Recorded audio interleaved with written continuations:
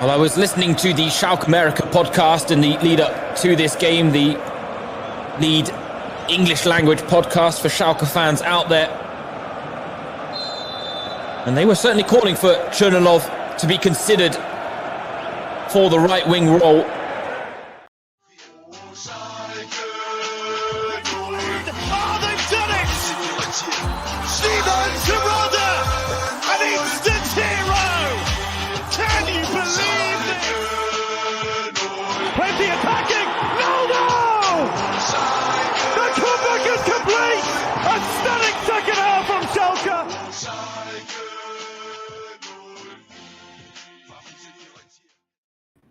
Blau und Weiß sein Leben lang. Willkommen zum einzigen Schalke Podcast auf English.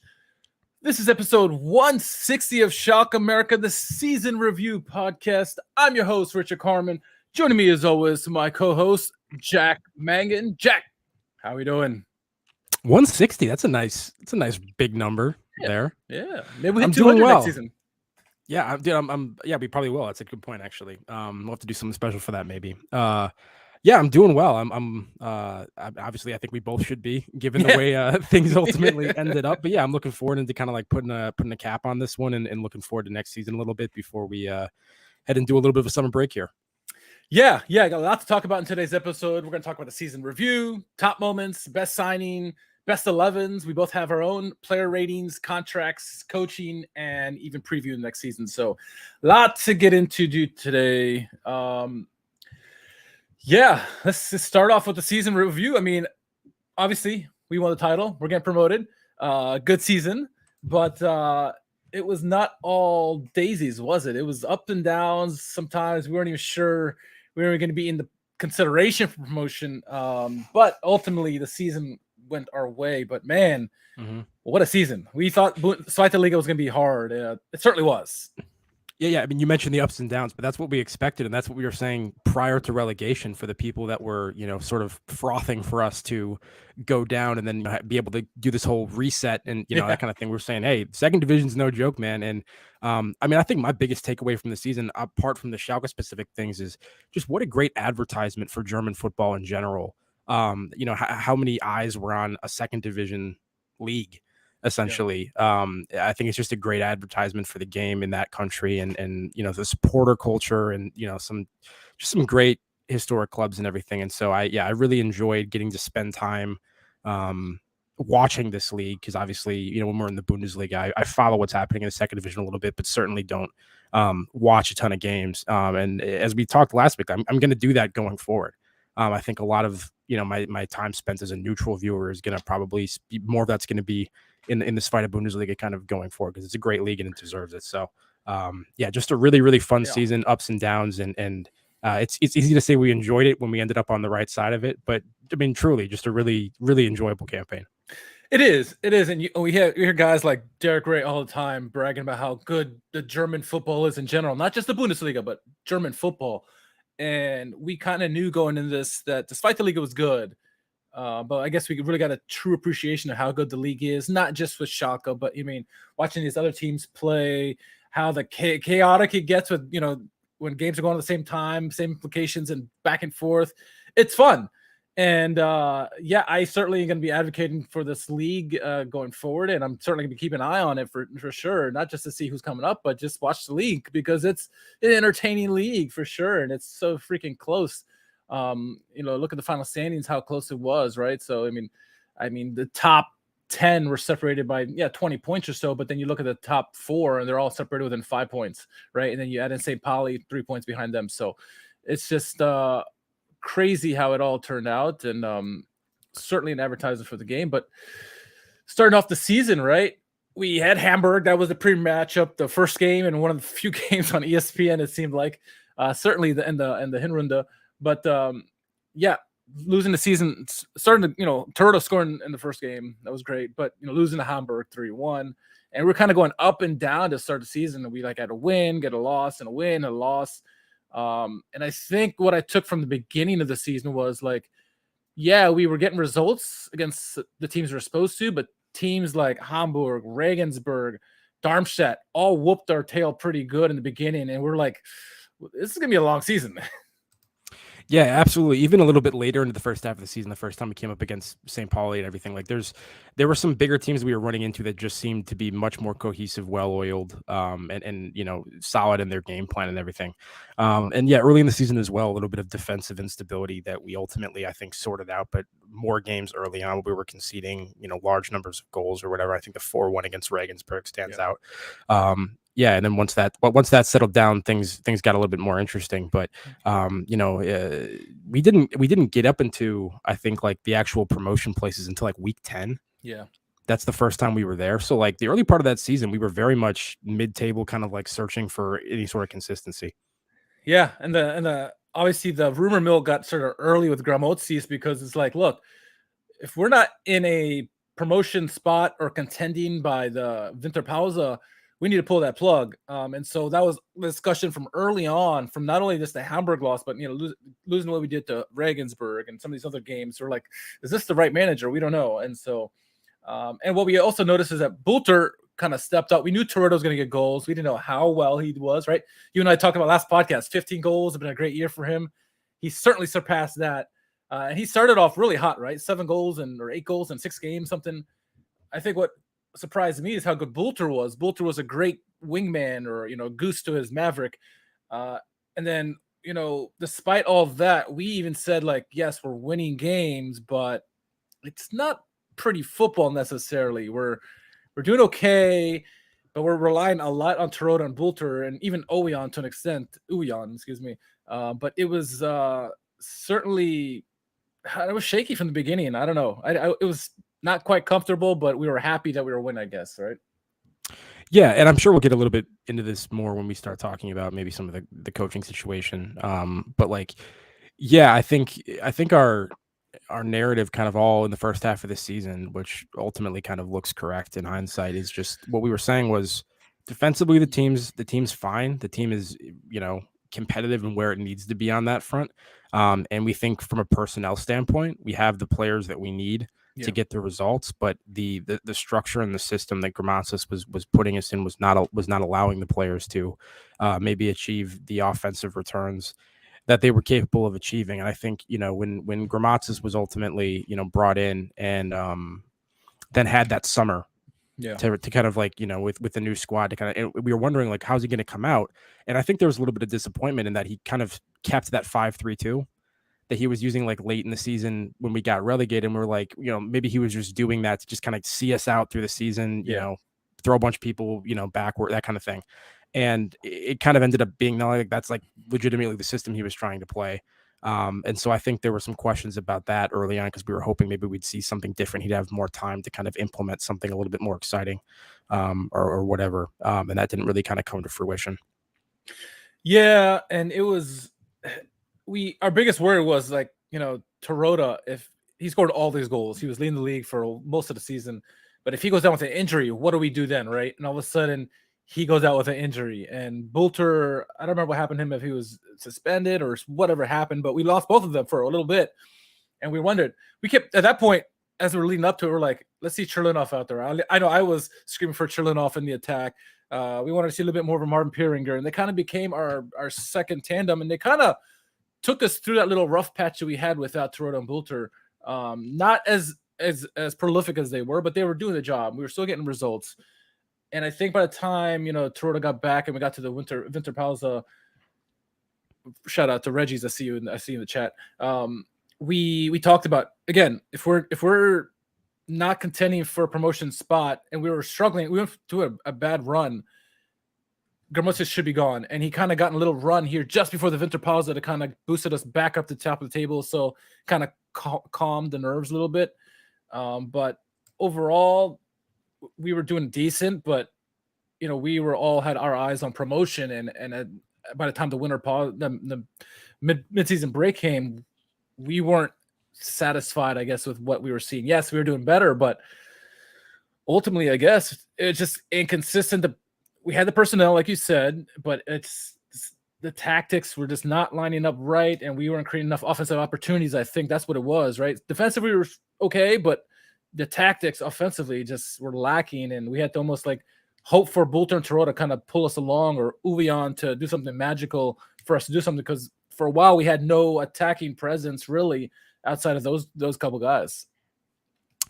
Yeah, I think the conversation was just one of, if we don't make a coaching change during the winter pausa, then we're probably not making a coaching change, or maybe we shouldn't make a coaching change, subsequent to that, because it's just less time for somebody to come in and actually implement something in the team to get up to speed. And when when you need results immediately, how much time do you have to kind of, maybe play with a couple games, before the team's really kind of all on the same page with whatever the new manager is going to try to do. And the other problem was, even though I don't think we were convinced with Gramatsis, it was like we were within touching distance. So it wasn't as if we were sitting in like 10th place all season. Exactly. We were close. We were like, 5th, 6th, sometimes we jump up to 3rd and then we'd be down to like 7th, but we'd always be within, maybe like a result or two of where we needed to be. And so, given that it's kind of hard to just throw your coach out at that point. I know that promotion's obviously the goal. Right. But we weren't that far off. The team, the league was so close and so tight that things were changing like every week. And even if we changed, there's that chance we could actually do worse, right? For sure, no guarantee exactly. We're gonna do better. We just kind of felt like we didn't have the consistency. We just needed to rattle off a couple results in a row, and kind of get ourselves into a slightly more stable position, and then we could even potentially revert a little bit to some more inconsistency, and we might be okay to some extent. And that just wasn't happening. So, I think that was a difficult conversation in the winter, and when the change ultimately didn't happen, I think we're like, I don't feel good about it, I'm not optimistic that we're gonna get this thing over the line, but we'll see how it goes. Yeah, and we got some depth players in the winter break. We got Lee Dong-jong from South Korea. We got Vindheim from Denmark or Norway. I forget where he came from. A couple other depth guys. And Vindheim's first game was pretty great, right? A goal and 2 assists or something crazy. Lee Dong-jong, we wanted to see what he could do. There was a lot of hype with him. He gets injured. Vindheim ultimately gets injured, and then we're kind of like back to where we were. Then we knew this gauntlet was coming at the end of the season. We saw the schedule ahead. All the big boys, all the teams that are going to be fighting for promotion are going to be at the end. And we had this 5-game stretch before, and we said, like, coming out of the break, because like, if you're going to make a move on Gramotzis, it has to be before like Valentine's Day, because like you said, we need enough time for that new manager to kind of get acclimated with the team, and that five game stretch against the bottom feeders, we did not do well, and ultimately cost Gramotzis his job. And it wasn't until after March something when they made the move, and I think it's a loss to Heidenheim 3-0 or something, or whoever it was. I forget who it was. But I think it was the 4-3 to Rostock. Yes, that's what it was. That's what it was. Remember, like Verhoek scored early in that. Maybe. Yeah, Heidenheim was our first game win with Buskins, right? I think that would have been Ingolstadt. Anyway, whatever. Yeah. Continue. Sorry, I was trying to find the actual the schedule, but anyway, we finally made the move, and we're like, what are we gonna do here? It's late in the season. Is this too late? They bring in Buskins. We're like, okay, well, at least Buskins. We also had rumors after our Buskins in that there's some fighting between Buskins and Gramotzis, so, in terms of tactics and stuff like that, and whatever. Buskins came in. We obviously had high hopes. Buskins were hoping to be like another Hoop Stevens, kind of rally the boys and get them to fire some wins. And what was their first win? It was against, was it Ingolstadt, or was it? I want to say it was like Ingolstadt, March 13th, something like that. Okay. And that was the game that he was out and Kreutzel was on the sideline for the first match. You're right. Yeah. And that was like a 1-0 maybe. 3-0. 3-0? Okay, there you go. Better than I thought. Yep. Anyway, yeah. Yeah. Well, we rattle off what, 7 of 8 wins under Buskins. Surprisingly, we thought we were gonna do some good, but we talked about all season long. All we need to do is get into a nice stretch of wins, 5 wins or something, and it'll really get us at the top of the table. We can kind of see this out. We got those wins at the end of the season. Not that we were playing any more drastically different than under Gramotzis, but we were more consistent, I think. And what I think, at least I saw, Jack, I don't know about you, the passion came back, the heart came back with the team, and that's what really set us over the edge, as opposed to anything tactically. I don't know what you saw under Buskins as maybe different than Gramotzis. I think there was definitely a slight mentality difference, for sure. But listen, Buskins ultimately put a different system in place. Gramotzis did not show a lot of tactical flexibility in the 75% of the season that he managed. He said, like, this is our system, this is the shape we're playing, this is generally how we're going to try to do things. And what we were talking about all in the Hinrunde was like, this isn't working. Let's see if he can make some adjustments. And they just didn't appear to be there. And we kept saying, I think we have the squad. This just isn't working for us for whatever reason. So yeah, I'm not saying that like offensively Buskins is a genius or something, but he did. He changed the shape. He put us into a back four, gives us an extra man in midfield, which I think is particularly important because at the time some of that was happening. Like Owian was still injured. And the right wing back situation or whatever was kind of sketchy all season long. So if you're not going to have maybe consistency and high production from those positions at that point, like I said, like maybe focus a little bit less on that in terms of like your emphasis in like the progression and get that extra man in midfield, and change things that way. And that's what we did. I think there was also some selection differences in terms of personnel, and who was getting picked at times that were smart. I mean, I have to give him credit. I was not particularly optimistic when we made the change to Buskins either, because I thought it was maybe a little bit too late in the season. If we were going to fire Gramatzes that late, I figured it must have been because we had somebody else or something. I don't know. I mean, like, and the fact that we just said, hey, caretaker manager, Buskins vibes, let's go. And I'm sure there's way more happening behind the scenes. Like Kreutzel and Buskins, I'm sure have tactical ideas of their input. I mean, obviously, I'm just saying, like, it seemed to be a little bit of a gamble, and I was surprised by it. And at the time, we're like, is this Schroeder trying to like cover his own, whatever? Because, but hey, it worked out, it ended up being the correct decision. And Buskins was able to get that little bit extra out of the squad offensively that Gramatzes hadn't. And that's what pushed us over the top. Yeah, crazy run to end the season. Some big wins, a lot of comeback wins too. Lots of top moments. Obviously, some of this plays at the end of the season, right? Salazar's game winner against St. Pauli, Terodde against Sandhausen, or even just winning the last game of the season are big moments. But I mean, throughout the season, there were some top moments from the season. What were some of the top moments for you? Obviously, the ones down the stretch are big ones, but anything during the middle of the season or beginning of the season that really jumped out at you? Yeah, I mean, I think everyone would probably pick like Salazar's winner against St. Pauli as like the moment of the season or whatever. I think arguably the most important moment of the season was the Terodde winner against Sandhausen that you mentioned. Because that was a game against an opponent that we needed to get. It wasn't happening. That was like a 90th minute. Frazel kicks a ball from his own goal, like long ball up the field, bounces around to the end line. Idrizi kicks it to Terodde, who's in the right place at the right time and finishes it. And that the ability to win that game that late, I feel as though that gave us the confidence to deal with the St. Pauli game that happened later. Yeah. Like the fact that we were able to grind that one out and get the winner late, like that just gave, I think, the team maybe a sense of belief, or sort of like not like a touch of destiny, but just sort of like, we can get over the hump here. And so we went 2-0 down to St. Pauli and we turned it around. And I think it was like the Sandhausen game that maybe gave them that little bit of belief. Outside of that, I think my personal kind of like favorite moments, and these are just going to be like kind of weird and sentimental, were actually like a couple of Terodde's early goals in the season. Okay. And I talked all season about how refreshing it was to have an actual number 9 who could reliably score goals, and like the difference that makes as a fan. Like, the past couple seasons where we just don't have anybody who can put away chances, and it's just, infuriating. There you go. Terodde jersey in the background. And I think one of them it wasn't like a win or anything. We were already winning the game, but it was like a 90th minute goal that Terodde scored against Dusseldorf in like a 3-1 win, I think. Okay. And it was a Kaminsky long ball, and Terodde's backing his defender down, plays it off his chest and like turns, and then immediately just like toe poke goal into like the far left corner past the keeper. And it was just like such a beautiful like use of physicality, but also kind of like economy of motion. Yeah. And he knows exactly where the corner is, immediately finishes it. He makes it look so easy. And that was the kind of goal that I was like, where has this been in our team? Like recently, somebody can just do that and like kind of create a goal like that, like out of nothing. And like I think right after there was another one. I'm trying to remember. He scored goals every which way this season. I mean, any way imaginable he did. Yeah, I know what the other one I was thinking of. I think it happened like maybe the next game after that. It was against Karlsruhe. And there was a goal where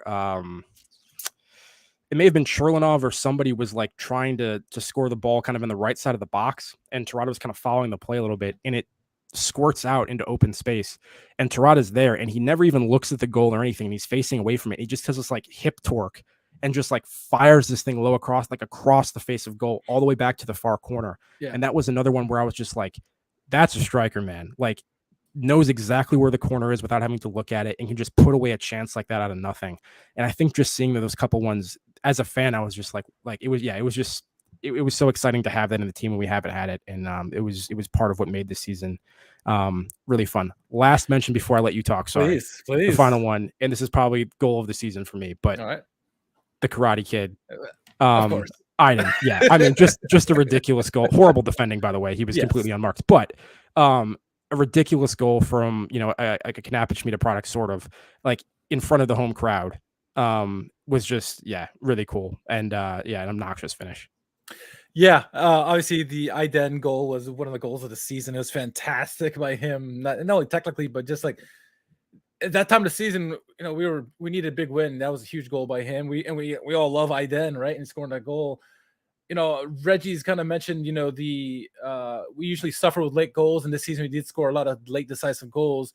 A couple of them for me were both Kaminsky, and I think he just mentioned in the chat. One, it was did he even mention it? Well, one was against Hanover, and one was against Dusseldorf. One I think tied it at the end of the game, and another one won it. And both were like in the 95th, 96th minute. They weren't pretty goals by any stretch, but they were huge goals because we got points that we needed. Ultimately, it came down, all these little points added up at the end of the season to 65. But those late plays by Kaminsky, I think, were so huge for us, where in the past, even in the Hinrunde, where Werder Bremen scored that lucky penalty end of the game or let goal end of the game, make it 1-1, we thought no bounces were going our way. But times like these, when Kaminsky or somebody else would jump in, you mentioned Taroda, getting these late decisive goals. This is the difference with this team, is that last year we gave up a goal, we were done in the game. This season, we kept fighting till the last whistle, and we had all these late goals, and that's a sign of a champion.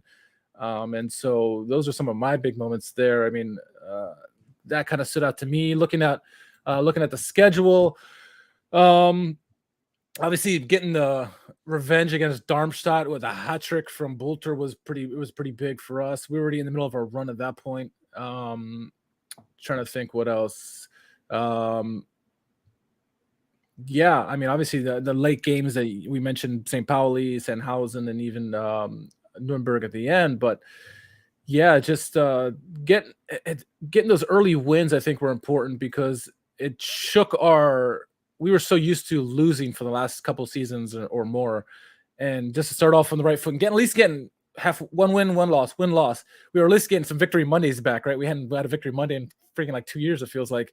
So that was just nice to get back into that swing and feeling like a Schalke fan again, getting to celebrate again. We hadn't done that in so long. And these big moments kind of help with that, I think. So, and that's part of what I was getting at with the Toronto thing, is just like the celebration, like, the things that you can actually be happy about and root for is a big part of it. Yeah, being able to have as many consecutive victory Mondays as we did when those were very few and far between in the 7 of the last 8. Which was great. Might have been 8 of the last 9, honestly. One of the, you mentioned some of the Kaminsky ones. I think one of those Kaminsky ones actually was pretty as well, though. I mean, it may have been the Hanover one, but one of those was like a cross where he took a ridiculous, like, side-footed, like, initial first touch to take it out of the air. That was Dusseldorf. Yeah, and then like a really difficult turn and finish. It was like a really nice goal from him, and I think to see how happy the rest of his teammates were for him that he scored a goal like that. Like Terada was freaking out, like Salazar was freaking out. Everyone was like running over to him and like really excited about it. That was a great one. For sure. You can see the team spirit by like how they celebrated other people's goals, not only just Salazar's goals, Kaminsky's goals, Thiao's goals. Anytime it wasn't like, even if it was Toronto, obviously, but anytime it was somebody else, Drexler scoring goals, they would embrace these guys like nothing. And you love that camaraderie. That's part of, Buskins, he brought a lot of that in the end of the season, but they had it for a decent amount of the season. And you like to see how, and that's how tight the team was, sticking up for one another. We talked about next man up, right? When Toronto and Bulter went down, Piringer and Cherlenoff stepped up, or on the right-hand side, you had Iden, or maybe it was Randful, or maybe it was Vinheim. Metrosiani had a decent games. It was next man up, Calhanoglu stepping up. In the midfield, we had a rotation for most of the season. Lots at the start of the season, gets injured right away, and, Paulsen's there. Flick had a good season. So it's just overall, it was everyone next man up, Fairman, Frazel, whoever. And that ultimately what got us over the edge, and we end up getting promoted that. So, Let's see what Janko's saying here. Go ahead.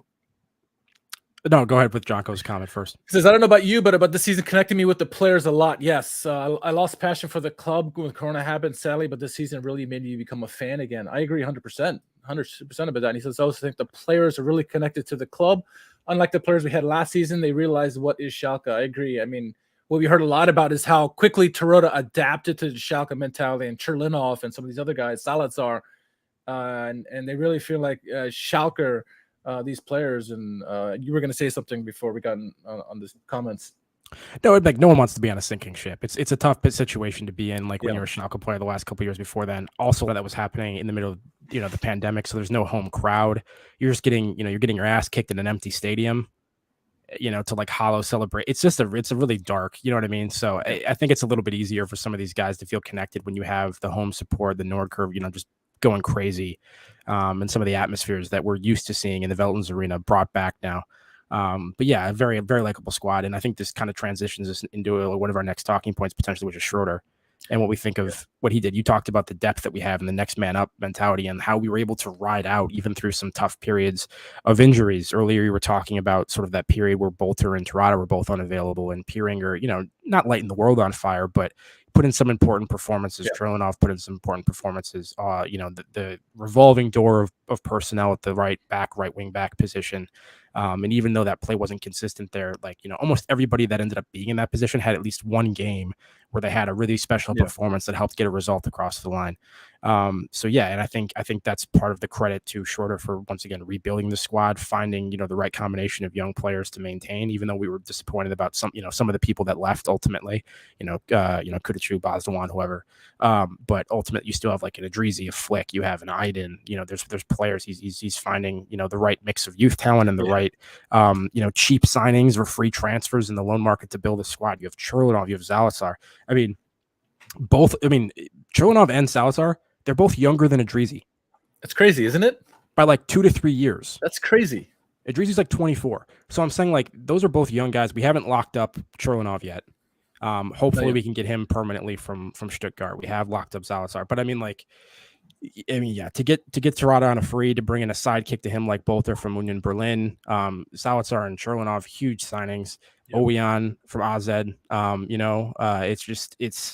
it's a great job from him, and we needed somebody, competent, who's not only smart recruitment wise in terms of building a squad and finding like legitimately good players, but ultimately has, I think, maybe sort of like the financial or sort of like the art of the deal kind of situation there in terms of like he's a little bit firmer of a negotiator. Has some stones in negotiation instead of us getting taken advantage of constantly, which was a problem and part of the reason, for our financial situation and everything else. For me, Schroeder, maybe the most important signing for the club overall. Did a great job. And we'll get more into about Schroeder later, but another thing about him that we love and we didn't realize we love it, and it also kind of hate it, right? In the past, when there was rumors, whoever the sporting director was, there's always rumors constantly because there's always a leak. With Schroeder, you hear nothing. We don't know who the hell coach candidates are, who the next players are. We don't know anything. And we love that because he's a freaking legit sporting director, but we also hate it because we don't get any kind of snippets of anything. So we're like, who the hell are we getting, right? But I digress. I agree. Schroeder is the signing of the season. But outside of Schroeder, right? I mean, you got to look at guys like Itakura. Itakura, fantastic pickup, right? I mean, he's been lights out pretty much all season long. He's had some dips, right? But for the most part, he's been excellent. Cherlenoff was a great pickup. Salazar was a great pickup. And then some of the moves he did that's I guess it's going back to Schroeder, but Itakura, I think, and Itakura, Cherlenoff, and probably Salazar are probably three of the best signings we had in terms of outside of Uyan, of course, Uyan and Terodde. But I mean, when you see Terodde coming in, you're like, okay, well, that's almost a surefire bet there. Uyan is certainly a top signing there. I shouldn't downplay that.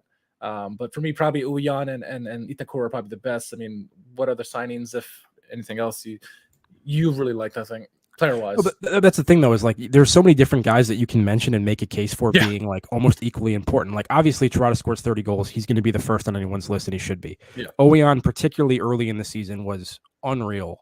Like the first half of the season, especially obviously before the injury trouble and some other stuff, and maybe some usage wore him down a little bit, but like he was crazy early on. Salazar, the number of huge moments, how important he was to ball progression, without Harit, that kind of a thing. So many guys, and then of course, Itakura, who was as good, if not better, than Malachow over the course of the season. And let's talk about him for a second, because we just found out that it looks like the asking price for Manchester City is going to be somewhere in the neighborhood of $6 million. And we're going to struggle probably to come up with that kind of a signing without letting go of some guys first. How are you feeling about our ability to potentially retain him?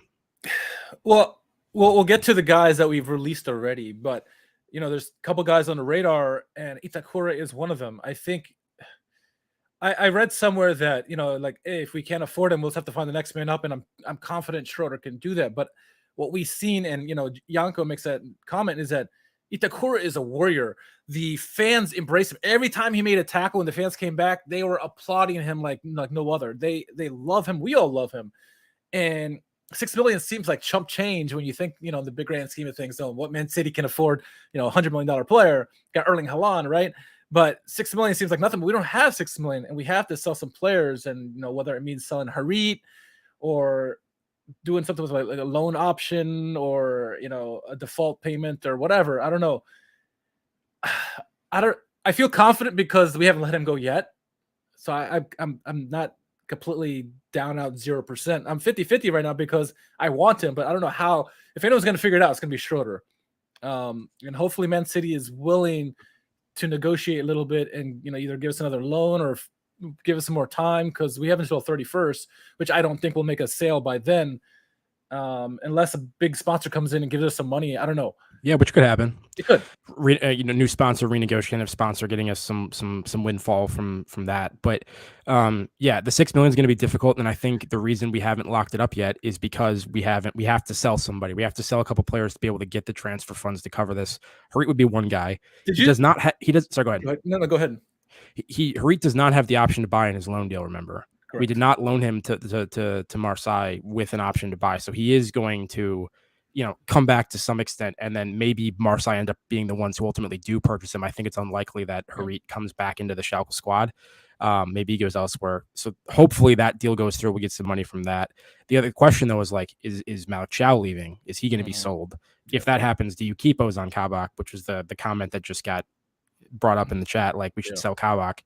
Who's worth more at this point? Probably Malachow, honestly. And I don't know. Yeah. So some serious questions there about, who's coming and who's leaving for sure, but Itakura crucial. And if we can hold on to him, be great. Cause also just how versatile he is, the midfield ability, the passing ability, goal scoring. I mean, everything. Yes. And I don't know if you saw this, but a $6 million, it's really, if you look at it in a broad perspective, it's not that much money. And someone tweeted it out, and I don't have it in front of me, but they said, look, there's 160,000 club members on the team. If we each pay $37.50, we can come up with $6 million to buy him. And I'm like, let's do it. I would do it. Legally, I don't know if we can do that, right? But hell yeah, I'd give €100 in a second to get Itakura. That's nothing for us. And then when you look at it that way, it's like, oh, that's not that much money, right? But yeah, are we all really going to pay? And is that legal? I don't know. But we got to find a way to keep Itakura, man. For sure. Well, for sure. So we're talking in the chat right now. They're saying both of these guys, and I totally understand where you're coming from. They're saying Kabak is a flop. Let's sell him. But if we lose Thiaw, but I'm saying, what do you sell a flop for? Yeah. If he's a flop, like what's his actual market value? Who's going to be buying him at this point? €2 million? He was on loan at Liverpool. Liverpool declined to buy him permanently. He went to Norwich, ultimately got injured down the stretch, but Norwich is a disaster. I mean, this guy has not been in a window in a real positive sense as much lately. I think the market for a Malachow is probably much bigger at this point. And so, you wonder, is it a position, Richard, do you think that like Kabak could be reintegrated into the squad and actually still put in good performances in the Bundesliga? Do you believe in him? Because it wasn't that long ago when we were looking like this guy is, one of the top center back prospects that we've seen recently. There is still potential. I don't know that he is completely lost now. I think if he got to play with an Itakura or got to play alongside Thiaw or, get into the game a little bit more or, slowly develop back into the starting lineup, I think there's possibility there for sure. I'm not going to give up on the kid, but, what we saw the last year really was, getting a lot of red cards, yellow cards, stupid plays, right? The year before was excellent. And then last year when we got relegated, it didn't look really good at all. Then goes to Liverpool, doesn't perform there. Goes to Norwich, wasn't doing great there either. So, I mean, it was a difficult circumstances. I get it. And I'm not completely down on him yet.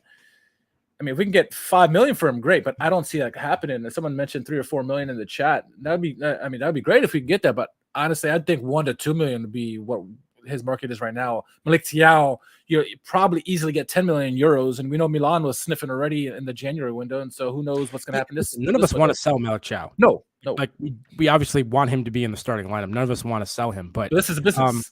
Yeah, but the question is, are we just rolling into the Bundesliga with the squad we have now?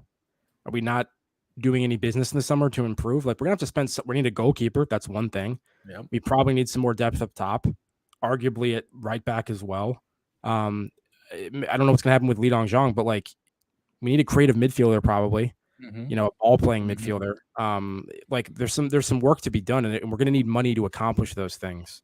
And also, we just need money in general. So, like, it's not like we're gonna stop being a selling club. Schalke's always been like a selling club, and especially now. I mean, like, I think our ability to hold on to our promising youngsters is probably lower than it ever has been. Yeah. You would think, and maybe we have some sort of new internal resolve, and we're gonna be like, hey, even though we need the money, Malachow is a Schalke player, and he's hugely important to our squad, and we're not gonna let him go. I'm just saying, like, you know, if you could only sell if you could sell Kabak for like only 3 million or something, but you think that he could actually be a starting center back for you in the Bundesliga and be fine, but you could sell Malachow for 10 or 15 million, maybe, let's say 10 million. Do you consider keeping Kabak and trying to play him and selling Chow so you can improve your squad in other areas? Otherwise, you're saying, you know, like, hey, we're only getting 3 million and we don't have enough funds to maybe help the other areas of the pitch that we need to. And we're just hoping that, you know, Malachow is that solid still going forward. I don't know. It's a tough situation, you know, but I'm sure Schroeder will figure it out because he's done a good job so far. I believe in him. Yeah, we have to trust him so far. He hasn't steered us wrong. And so we'll see. I mean, ultimately, I would love to keep Thiago in Itakura because Itakura can play center back, or we've seen it down the stretch, center midfield. So, you know, he's so versatile. And Malachow, he's versatile as well. He can play anywhere on that back line. So we'll see. I mean, we'll get into the contracts here in a minute. But let's talk best 11s because ours are close, not quite the same. Let's start with your best 11 this season. I'll let you have the floor. Yeah, absolutely. So I tried to pick one of the shape sort of default systems that we actually used rather than just sort of inventing something new. So obviously most of the season we were playing essentially a 5-3-2. I ultimately went with the 4-2-2-2 because I felt like that was, you know, one of the systems that we played later on that actually got the most out of the squad and kind of maximized our potential. So in goal, Frazel, you know what, like, came in, did the job. We got promoted, good enough. Ultimately, though, I think both him and Fairman were probably below average on the course of the season, and certainly not like, you know, either of them is like in the conversation for best goalkeeper in the second division or anything like that. So certainly probably one of the weaker points in the squad overall. But credit to Frazel, you know, did make some big saves at times, and you know, ultimately was, I guess, good enough to see us kind of where we needed to be. Right back was a tough situation. A lot of guys that played in that position, a lot of guys that had nice moments. Ultimately, I'm just going with Iden. I felt that like some of his highs were a little bit higher. And I also felt as though, I mean, I'm just kind of, you know, I want some of the youth players. I'm biased towards, you know, giving the youth players a shot, that kind of a thing. Looking forward to seeing what he can do moving on. Malachow, phenomenal. Not much else to say. Kaminsky surprised me with how good he was. We talked, you know, maybe he's probably like, you know, the weakest of Itakura, Thiago, and Kaminsky, weakest of that three, but still not somebody that you're concerned about playing. A number of beautiful long balls that contributed to goals. So, I mean, he had some great moments across the board.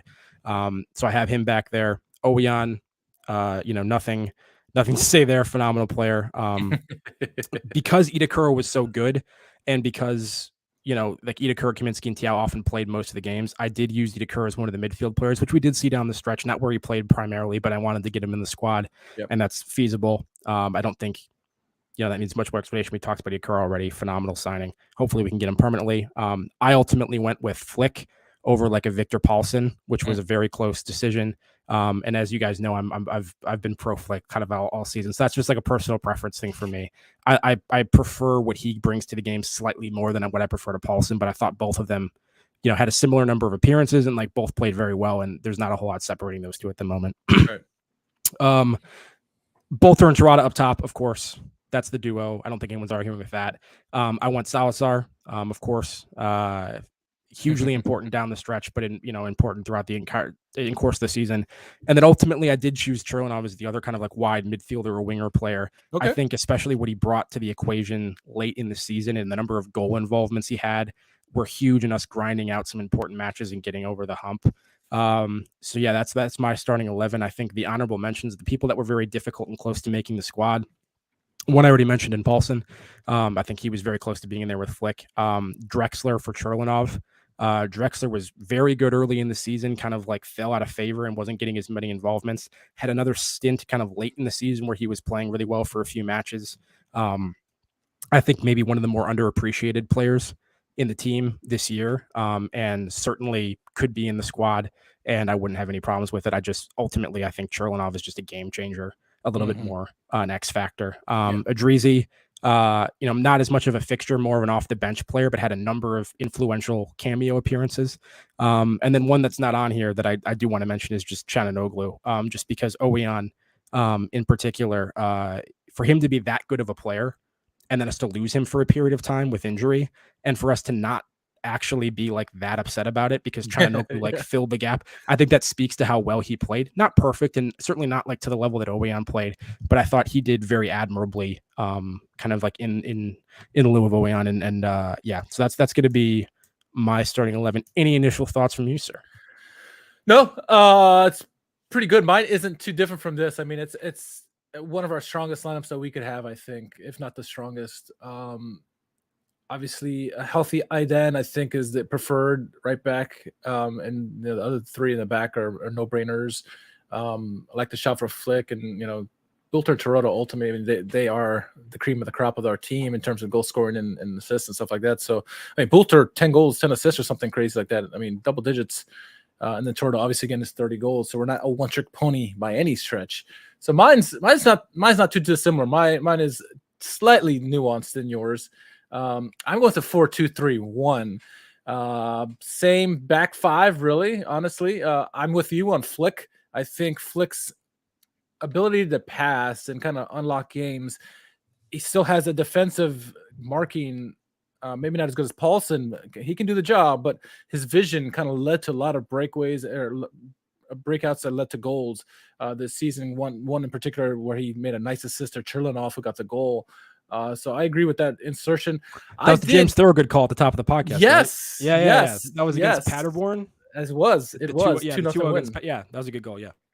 But you mentioned Drexler. I did insert Drexler into my top 11. I thought he was very underappreciated. I think the work he was doing, not flashy by any stretch, but he was doing the grunt work that we needed at times, where at times we weren't that great, flashy or whatever, but he was constantly, him and Salazar really doing the grunt work where they're going after balls, digging in, fighting all game long.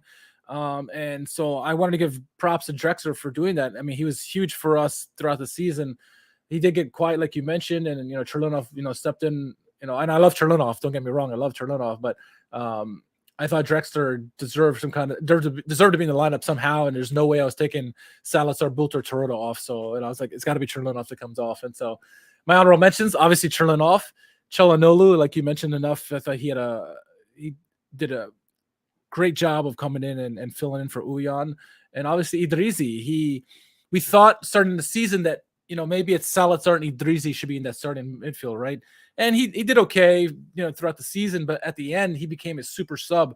Really, when he came on, he was an impact player. Obviously, the big assist to Tirada in the Sandhausen match, right, to get the game winner. And then Tirada's 30th goal of the season. That was Idrizi as well. And Idrizi had some big games down the stretch. And so, for sure, honorable mention. There's some other guys as well. But, I think our formations are pretty similar. It's just, yours is how we ended the season. Mine is how we were at the beginning of the Buskin stretch, I guess. So.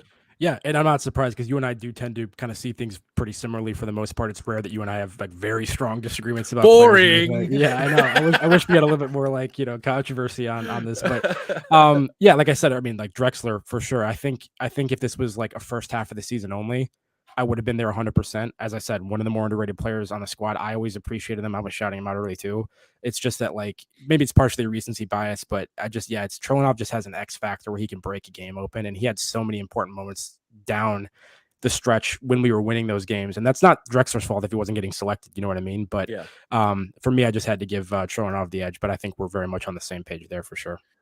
Well, let's quickly go through some player ratings because we have a lot of players and we want to see where they rank, and we kind of can pick them as we go. I'll name a guy and we'll decide where we think they go. Where's my screen? There's my screen. All right. Iden. So the categories are excellent, above average, average, below average, or inconclusive. So let's start with Iden. I think you just got to go average at this point. I think he shows flashes of being above average and potentially a very good player. A little bit of inconsistency. And I don't think maybe the most well-rounded, maybe on the defensive end, but I don't know. What are your thoughts on him? I agree. I think he had some really great games where it was almost like a compliment to Uweon, and then other games where he kind of disappeared, right? And so for the whole of it, I think it was average performance. The potential is certainly there. Yeah. Maybe he needs to train with Uweon. I don't know, but it's been up and down, and I think average for the most part. I think overall. So next. Dominic Drexler, I'm going to give him an average. I think his work rate was above average, but I mean, ultimately, contribution to the team, I'm just going to put him in average. What are your thoughts? Yeah, I'm fine with that. I think he flirts with the above average. Maybe not, but I think it's just the underrated component that makes me kind of want to put him a little bit higher. He did a lot of the dirty work, like you said, very hard work rate, and was able to produce and play a key ball when those moments fell to him. He wasn't the one that was kind of like forcing the issue and creating those chances in the way that Salazar was with his ball progression and stuff. But Drexler would pop in important moments and was capable of delivering a pass or getting on the end of something. Yeah. Scored some goals, had some assists, and was an important, in terms of his work on the defensive end and away from the ball for sure. Yeah. Next up, Ralph Fairman. Inconclusive. Maybe you can put him below average if you want to, but he was not the starting goalkeeper for the vast majority of the season. Yeah. And I felt that when he was removed, he hadn't really done much to deserve being removed yet. So I'm just going to rate him as inconclusive. That's fair. I was leaning towards putting him at below average just because the times he was in there, he wasn't great, but like you said, it's only a handful of games, if that. And then he did get the win at the end. So I don't know. Inconclusive is fine with me. Yeah, I'm fair with that. I'm gonna go. Let's go, Kaminsky. I'm gonna go above average. I agree. I think once again, I think it's what he does, particularly in possession, that kind of puts him over the top in that category. A little bit limited in certain areas, but defensively solid, defensively good enough to get the job done. Yeah. Like I said, number of like long diagonals that were very important in like goal creation and stuff. Scored some goals himself, not just assisting. So overall, a player that impressed me and delivered and was a little bit more solid than I expected. And I'd put him in. I thought he was still even alongside Ida and Chiao was probably what you would say like in the top tier of center backs in the league this season. Yeah, I agree. I think above average, certainly. I think he did a decent job. You never have to worry about him when he was out there. And he had some fantastic assists throughout the year, had a couple of clutch goals like we talked about. I like that above average shot. Danny Latza, I'm going to say, I'm going to say average. I want to say inconclusive because he was injured for majority of the season. When he came back, he did okay. He hits a couple games. I think that Iserberg match, he had a goal and assist or something. Ultimately, I'm going to give him average. What are your thoughts? That's fine. I would have done inconclusive or average. He ultimately, I think, did have enough games down the stretch where you could probably rate him. Sure. For me, it was just an expectation game that I have to manage. But ultimately, I don't think he deserves to be in like a below average category. He didn't make like a ton of mistakes or anything. Yeah. It was just, So. Yeah. Next is Loda. And he didn't have that many games. Do you want to say inconclusive? I'm going to say inconclusive. Fair.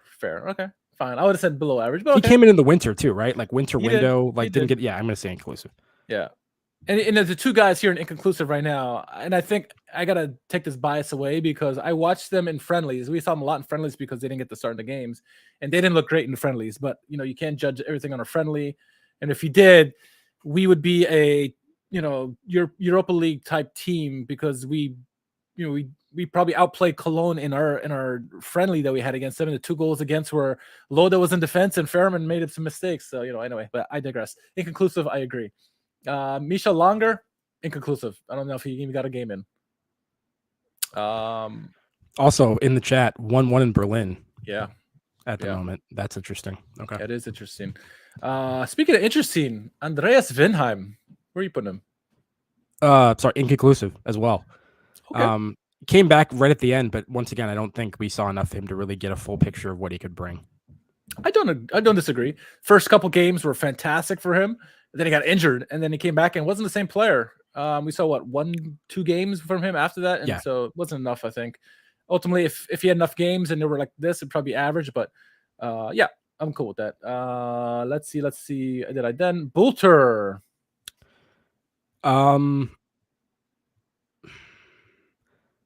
I think you probably have to go excellent. I'm like flirting with above average or excellent.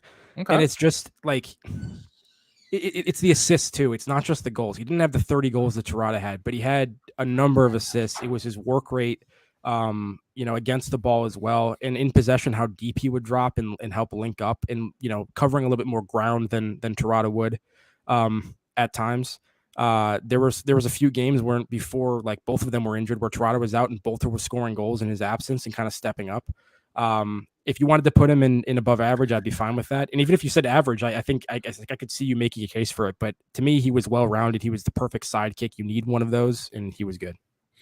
I don't disagree. I think he was excellent for what he's better than we thought he was gonna be, at least better than I thought he was gonna be. Being that wingman that Tirada needed. Tirada was never gonna be able to do it by himself, and I thought the goals and assists by Bulter was way higher than we expected. I think I'm going to put him just above average because I do agree. Someone in the chat said it. He did have some bad games, and that doesn't mean that nobody had bad games. But ultimately, it's if there was you could put him in the middle right there. I would. I think. Yeah, that's totally fine. Yeah, emotional leader too. Yes, it seemed like at times. And we love him on the show with his celebrations, angry celebrations. So either way, it works out. Cherlenoff. I think I'm going to put him probably the same tier as like Iden for the time being, average. Okay. Did a very nice job, admirable job filling in for Uyan as we talked about. But and it had some good games, had some where he had some assists, that kind of a thing. Yeah. Capable of playing good ball. I think we want to see some more of him next season. But yeah, did a good job this year. I agree with that. Next is Cherlenoff, and I'm gonna say I want to put him above average because he ended up becoming a big playmaker for us down the stretch, and it was crucial in some of the games. He had a big assist to Tirada several times actually, and he had some nice goals. What do you think he is? I mean, it's between that and the average to me. No, I agree. I think he was probably average in the first half of the season, and I wasn't particularly fully convinced with him. I think he moved into the above average category late, and I think he has the potential to be in the excellent category in the future. I think he's 21 years old. I think crazy. He's very promising. So yes, I agree. Florian Flick. It's tough. I want to put him above average, but I feel like maybe just average as the whole season as a whole. I'm gonna say average. Well, yeah, I mean, I don't know. I'll have to dig into more of his individual like metrics and stuff. Yeah. And really, I want to maybe take a closer look at his stats and this. I haven't really done that yet, but not having huge moments or anything. But I thought added once again to the style of our play and some of the things that we could do. It was a nice foil for Paulson in certain matches where we needed it. Yeah. A guy that maybe per se average now certainly could be above average going forward. I like him a lot. I know you want to put Martin Frazel as excellent, but I think I have to go below average really because I heard all this stuff from the great Abel Meseros. I can shout out to Abel about how good he was, and he had some great plays, at a Divise. But ultimately, his distribution he's something to be really excellent at, and he was a upgrade from Fairman. I think almost cost us in many games, and there were some times I don't know. Below average might be harsh, but. Sure. I don't know. I almost feel the need to like clarify that we do love Abel, but he's not listening to this anyway. Yes. So. we love Abel. He's not listening. Listen, I don't want to like pile on and kind of dump on this guy for sure, but I think I would be shocked if there were many Schalke fans that would be like, yeah, let's keep Frozl going into next. And we're not going to. It's already been announced that he's leaving. But like, I've seen a couple, but mostly not. You would not feel comfortable with him being your Bundesliga keeper. And I think he was below average, maybe average at times for the second division level this particular season. I agree. Idrizi, I'm going to put him at average. Wasn't consistent enough. He had some great runs down the end, but ultimately for the season, I think he was just average. I don't know. That's fine. Yeah, flirting with the above average category. Influential off the bench a lot. Had some nice moments. A little bit inconsistent. Not called upon. I don't know. I mean, he started some matches and everything. I don't know. He's a tough one. I like him though. Obviously, I think we both think that he adds something for sure. Someone I think you'll find hard pressed to find that they don't like him. Itakura. I want to say excellent, but I want to put him. You're gonna put excellent? Absolutely. Okay. All right. I was gonna put above average, but hey, that's fine. Everyone loves him. He's great. I mean, he was a shutdown center back for the most part. Had some missed coverage here and there, but I mean, goes into the midfield like seamlessly. And that's what I mean. I think maybe if you're looking solely like defensively, you could argue like maybe like Zhao's like excellent and Itakura is like above average. But I think like when you take into account the entirety of his game and his versatility, hugely important player. Yeah, I agree. Lee Dong-jong, I'm going to put inconclusive. Didn't get any, got 1 or 2 games and then got injured, so inconclusive there. Matriciani,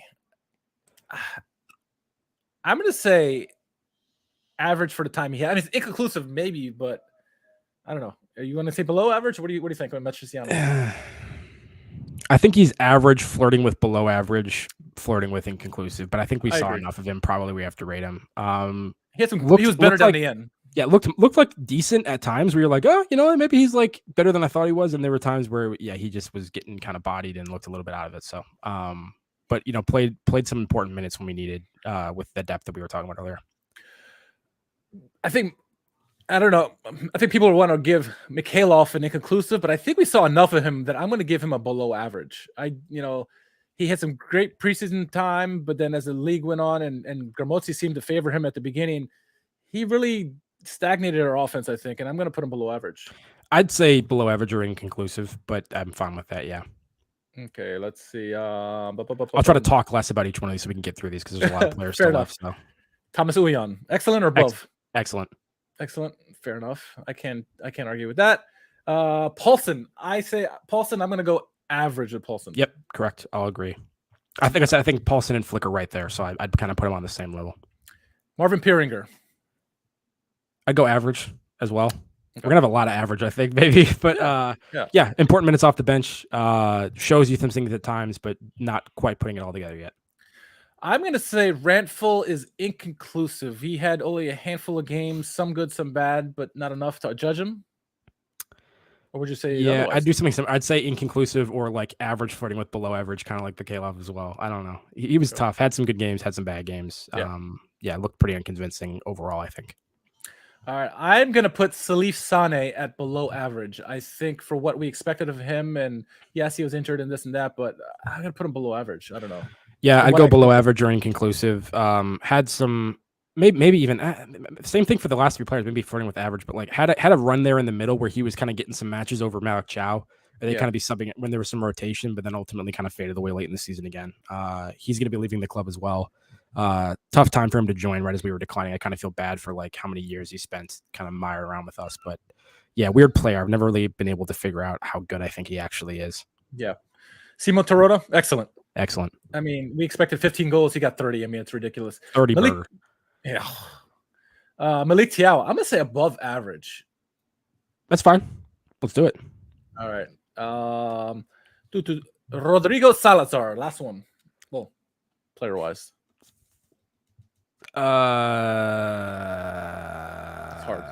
Probably excellent, but like maybe above average. I think, especially down the stretch, he was really good. There were times early in the season where I was kind of frustrated with him, sort of like Cherlenoff. I think both of them like won me over the longer the season went on. But Salazar was ultimately hugely important, like I said, to ball progression, his work rate off the ball. Like he despite being like an offensive player, maybe more than Drexler, but also put in a huge work rate and kind of wore himself ragged a lot over the course of the season, scored some huge goals. Right. Really big player. How do you feel?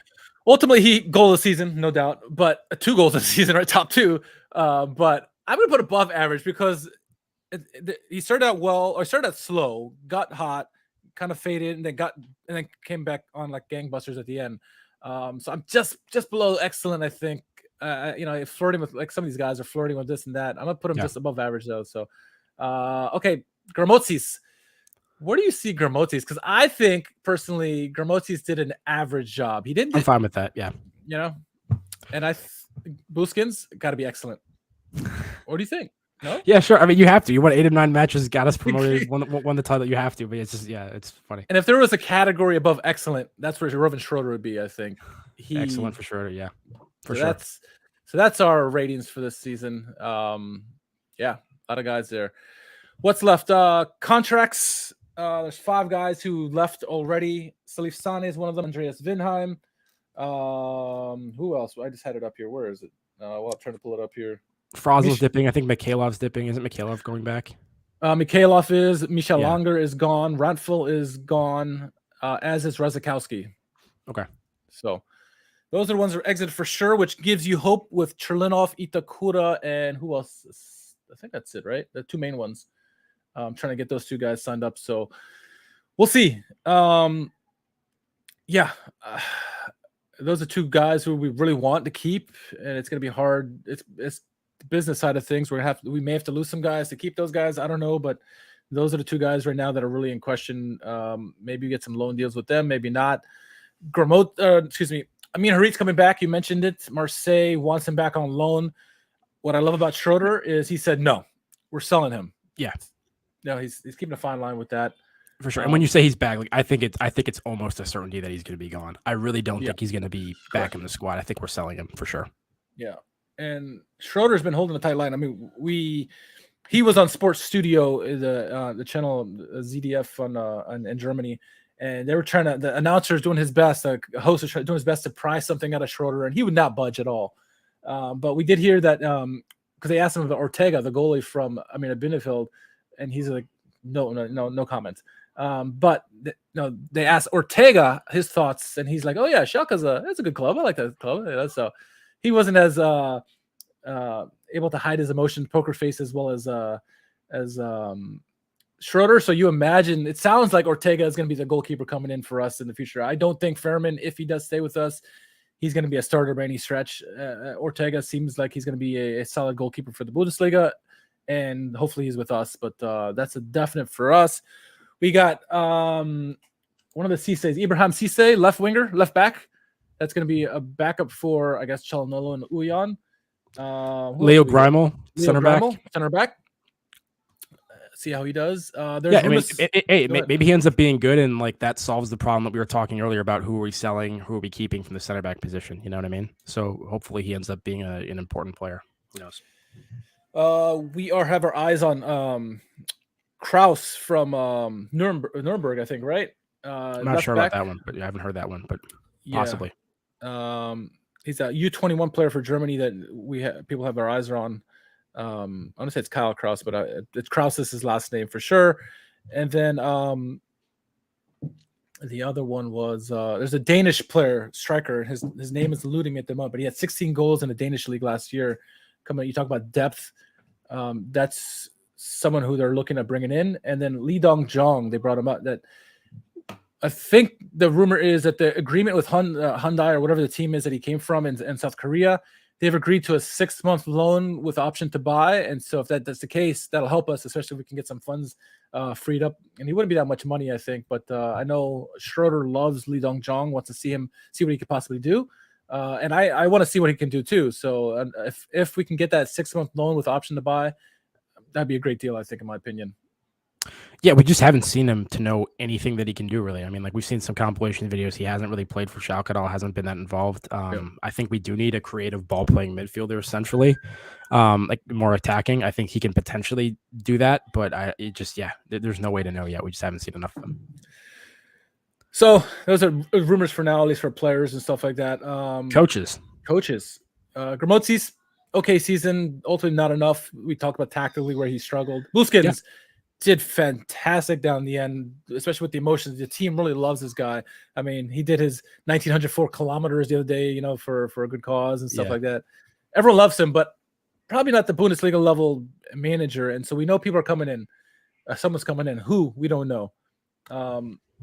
Schroeder talked about what he's looking for in players, but for a fact, we know Sandro Wagner's not coming in.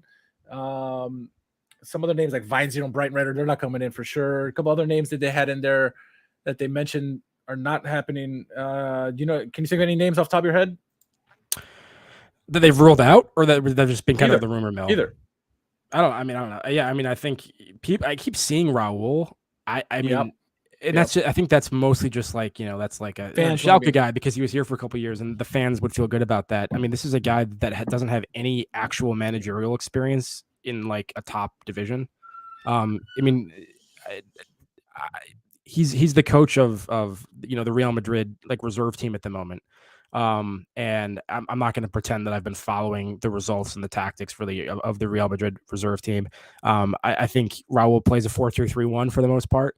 I think that would work with how we were playing at the end of the season and getting results, and potentially with the squad. Maybe if for some reason we hire Raul, he's able to bring like Sergio Aurabas with him on loan, and that solves our creative midfielder problems that we were just talking about. I mean, I doubt that. I'm sure he's actually probably going to be sold this summer for like $30 million or something from their reserve team. But like maybe we get like some promising Real Madrid reserve player on loan and bring him into the the second division. Daniel Farka, I mean, like is been mentioned. I don't know how you feel about that. It's like when he's in the championship with Norwich, they look good. When he's in the Premier League, they look atrocious. But he was most recently the manager of Krasnodar, but that contract was over when the whole Russia-Ukraine thing started. So he's without a club at the moment.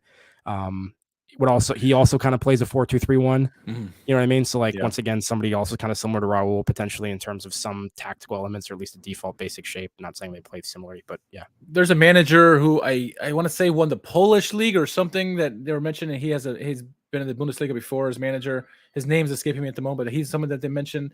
But I know Schroeder, the only thing he'll say about the manager, one, we believe that manager will be selected in the next week or so. They said shortly after the celebrations are done with the championship for the second division and promotion that we're going to be signing to see that new guy because he wants to have. Schroeder did say, in fact, that for the first training June 20th or whatever it is, he wants that new manager there. So we believe that he'll be signed sometime in the next week or so. But Schroeder did say he's looking for someone who has leadership, brings community and pride, which is important to Schalke. There is a solid core here, both with players and managers. Buskins is staying, Gerald Asamoah is staying. You imagine Kreuzer's staying. I know Herman is getting flirted with Dortmund. They want to have him possibly as a manager or assistant manager, but the core is here. And Schroeder says it's important that the new manager comes in and merges with the current core that's here. Buskins came out in the press conference, says like, and if you don't want me, I'll leave. And Schroeder's like, no, sit your ass down. You're staying here. You're not going anywhere. So Schroeder, will be the assistant, and so is Gerald Asamoah. So we'll see. I mean, I don't know.